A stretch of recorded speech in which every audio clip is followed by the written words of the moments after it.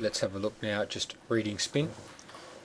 You can start here. We're going to start with top spin, and you can see that when the racket is travelling forwards and upwards, and it has that little bit of forward tilt, that it's producing a fairly significant amount of top spin, and it's pretty much immediately obvious here that top spin is being produced.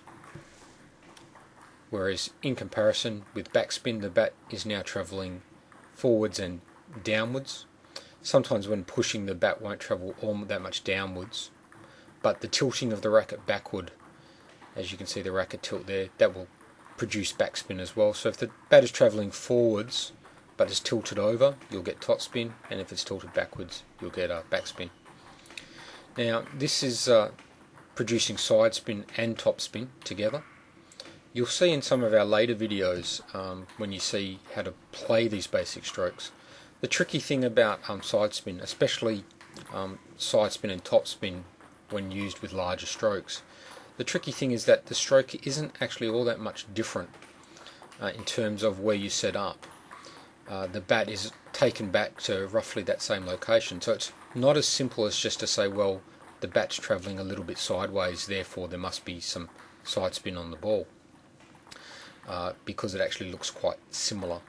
It's a little bit easier to tell in person. You can see it a little bit easier that the player is coming around the ball in contact. Not quite so easy to see on a video. And I'm just repeating the sequence of strokes here, just while I talk about a couple of other things with reading spin. Usually telling the type of spin isn't really the main problem, except for perhaps the exception of a side spin, top spin, long fast stroke, where it can be a little bit more difficult. Even in those cases, usually in actual real play, you can tell by the way your opponent's holding his racket angle and just the type of swing that he's coming around the ball.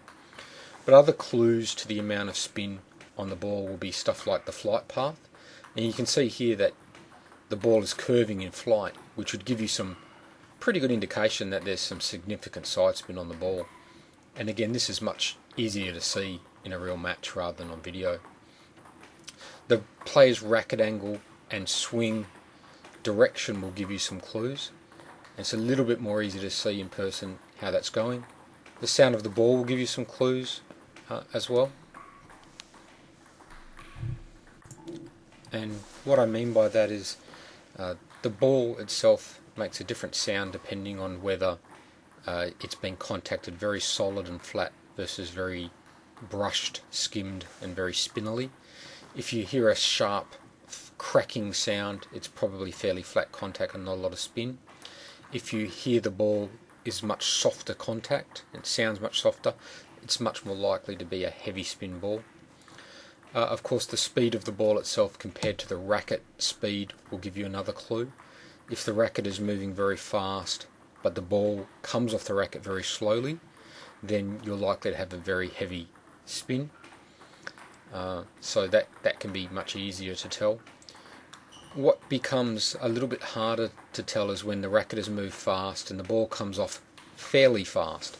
What you'll have then is it's easy to know that it's a top spin or backspin ball, but it can be very, very hard to tell just exactly how much top spin or how much backspin's on. Is it a medium heavy or heavy amount of spin? That can be much more difficult to tell itself. So usually the trick of reading spin is experience over time will give you make it easier to tell what sort of spin's on the ball. As you continue to play and play more table tennis, you'll naturally start to pick up the relationship between your opponent's swing, his bat angles, and the spin that's produced. So the more you play, the better you'll get at reading spin.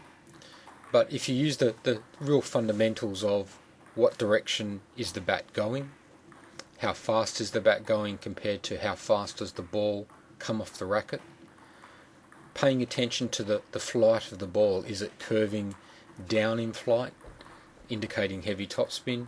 Is it tending to float in the air, which tends to indicate a heavy backspin? Is it curving sideways, which will tell you that there's some degree of side spin on the ball? All of these things will give you some sort of clue, along with, of course, the sound of contact will help.